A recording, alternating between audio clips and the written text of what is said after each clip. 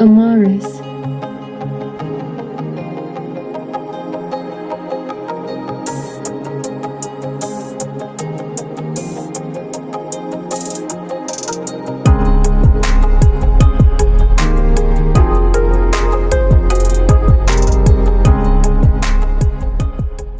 Budget build in neih le vele kan du o ti emo budget build in neih le hnai to em ti khat zo na kan dong thina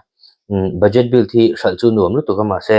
tlema part hlui deuh to ti meng chhuahna rei deuh to te ni wangin zon hmu te han nei me te har ve deuh thrin voina chuan i5 7 gen build tur kan nei a hei hi tun kuma kan build ma sak ber tur ani dona man po to lo theiang phelin ti kan lon tumanga processor i5 7 gen ania colorful SSD 256 SATA ania Samsung 8GB DDR4 dan board han EVM H110 hey budget board be ne board company a chonin thaber chu ni lo ma se warranty ve te ni wangin alak ta don tho ni stock cooler hi hemi frontech CPU cooler hian RGB ni ve a te han kan replace anga stock cooler aya thajok sim baka cabinet chung ro lu tu te tizia oma tin amoi ve sim bokani eng choi du tan pe chonin tiang ti tel ve je te hi man tam si lawa chana tha design graphic card a hianin hei chu second hand kan hong do na mania kan video ma sa FC26 vel kan test na graphic card kan te 63GB hi total le FIFA 23 ti te GTA ti ve khelna chonin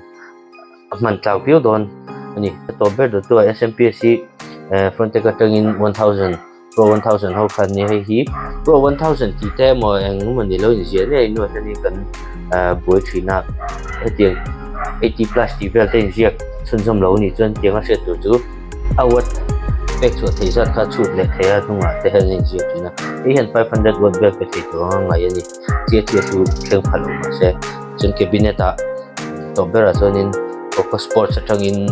atom B300 ni hi an budget line a so ni na thave kopme e cabinet hi chuak thar ber pol ania side left front glass aron ni ve a RGB fan pathum aron keng tel boga he hi looks ten ala tin naman to lo bok ti chuan kan build pa in thulang te kan sei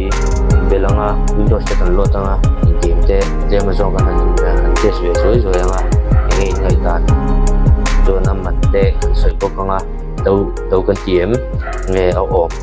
tàu vật cần tít te comment ta te milo da sakula sai to khanin ram le SSD ma ti sang mà ti van hanin price niam lutuk ki harve video ma sa a giveaway kan ti tur che zanga dong tur pani kha hey lisa han tlem ten oma kha mizana ron ti man kha tlem te chawon nia tuna che zanga dong tur ma sa zo kan lo enam Markol sing ti hana donga Amaris Falkland ti IG khan minon DM la report la iloman don tur kan pe kan to kan soi don nia chuan pani na che zanga tho dong le to kan lo en liang ti chuan kan YouTube channel hi luk takin lo en thin la mi lo en sak thin la giveaway kan nei je rang don ani che zanga dong le tur chu Steve Zote ti hi nia Amaris Falkland IG a DM la nang po iloman pele don nia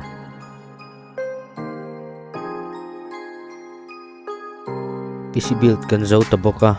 game patnia kan test lenga FIFA 23 kan han test patanga FC burbur khachu kan ti lo mai anga chan chu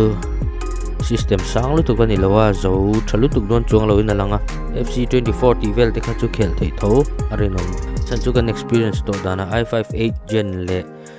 GTX 1050 Ti khan FC24 khachu zia dawina khel thei thoni tuna hianin processor niam zoka ma se graphic card chu asang le set jokta ma se FIFA 23 a khan te sang chuan a setting si tlem kan khoya ti meang i graphic quality lampang ni loin chuan frame rate hi kan lock lo boka frame rate hi no limit in kan da ti chun rendering quality ti vel he chu kan khoi don lawa chan chu system spec sang ta kan ni lo kan ti to ka ma se he game a hian FIFA 23 a hian kan notice chu cutscene hi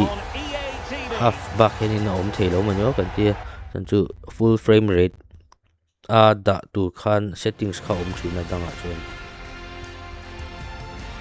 tuna bi ka he chuan half frame rate in ain da sa ani mela ma se hi lo en chinila hey game alu tak ma a stadium sirve stadium pon de chungte ti vela ron lan la hianin 30 fps a tanga ma se mu nuam zo kani full frame a da ai kha chuan game in chana game in tran ta frame rate chu tha fps 60 pel sim mo 60 a om hi chuanin football game ang chi hi chu khela nuam tlang pui to a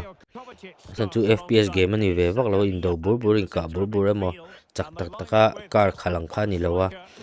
FIFA chuanin screen liana phei chuanin khel donin 60 hi tu sam tok vel chi ni chuan kan hmu thea a processor hi en mang na le ta view maya video ma sa po khan kan hmu to khan 97% vel hi CPU hi utilization ni a chuan RAM hi vu bel ta bokilang CPU utilization hi atlang le set po arin om chan chu graphic card hi niam lu to ka ni chuang lawa an chu hun chin ang vel ani i5 7 gen le 1063GB hian chu hun live vel khai ein ang mai thei kum khat vel chon lo thlau ma na chuan tikhan FIFA 23 chu tlang pui thu a chuanin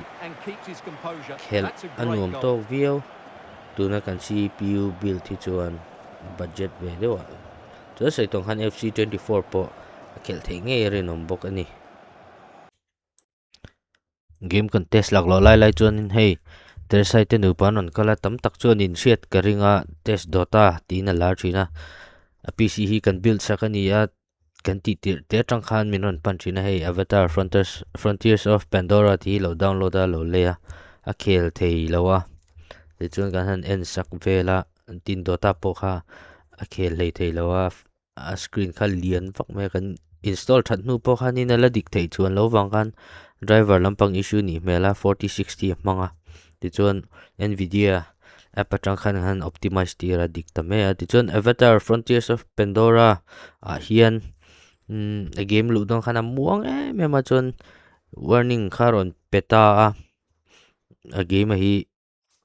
hard disk drive alo in install a chu he game hen alo du mi alo ni mela hard disk install kha chuan SSD a kan migrate saka steam game ania tlema boi thak ve deuh te poni me the then khatan chon boi thak lo ve thei thowa ti chuan kan han test vela smooth deuh chonin a khel chun zom thei ta ni tiang lampang har san na neu in nei ni pon minon pan vek zel don nia Hello hey voin chu kan nu pen Amerisa kan leng luta he ka PC hi Amerisa kan check up a servicing kan ti tir ni per chu an mani min build sak thawani a he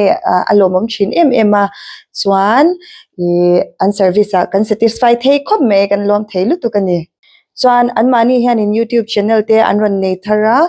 tlema tuimi ka chuan in lo following ngi don ania guide sang tele an content ron hmunom chho thei viawang ole tuna kan han peng ta duaya GTA 5 kan lo review le lo kang tunma khan mi khan MIZO thina GTA 5 la le FIFA ate hen FPS exact nge ni thina non te FPS kha apoimo lutuk boxi lo khatiang game hetiang game a hian kan lo en na chang kha kan lo se lo thina ma se o akhel chuti nuam mani FPS san na chuan I hey tuna kan mong hianin han ban vele mo khel nom lo kha om lawa tin GTA 5 hi FIFA 23 ai kha chon chhuahna rei to kum som don in upat leya sang hi som pathuma chuak to khani chu wangin nei processor le GPU apo usage utilization hi in hu thei thoga ringa 97 le 78 in card ti te ne ain thlau lutuk ta lo ni chu wangin hemi game bi ka chon bottle ne kha om ti a om lo ti theya FIFA 23 kha chu sai tong han tunlai game chuak thar ania graphic card khaya thade hle kha lo mamo te polo ni me te mo sai tong khan ram te po hei tuna te po DRAM usage hi entai lang 7,000 plus pop kha mang talo ni china FIFA 23 nenen an lo na ka chunin FIFA 23 ka jana ram omang ang kha man zo ve khat chak ni ber khala lang ta he game a he chunin ram hi 7,000 kha han mang don mi lo ti na ani ta ti chuan CPU usage le GPU usage po hi ain sem moi tok theita ni a game po khelanum ta ni ber chu hi ti kan game review chu ni se voina kan PC build hi leidu emo lo ngak ve tang in omang ti po kan ringa chan chu budget build in nei em ti minon zot po hi anom ve a voina kan build big hi chu aman shim a chan cheng sin thum manani ama se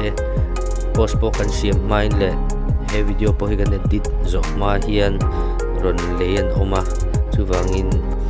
he hi chu om to ri lo ti kha min lo share sakula viewer te le subscriber followers te min share thiam na kan nge na hetiang budget a du ve no mani chuan IG kan dm theiran kan nia budget mani budget mil shim tur po kha kan build theya kan stock nei dana jete tin cha chop te pon kan ti sak theya cha chop chung te po hi rei lo thina ni ti kha min lo share sak bok don nia voina kan video min lo en sak tu te tan video danga point share to thau ga ringa giveaway ho te kanon nei le dona helai tuna kan video top lampang hi lo en thlenga ni chuan kan YouTube video a hian anoya comments lo nut thiapula ke en chuak nge ti in lo da anga ti chuan en chuak ve lo tan chuan in don thei lo ani me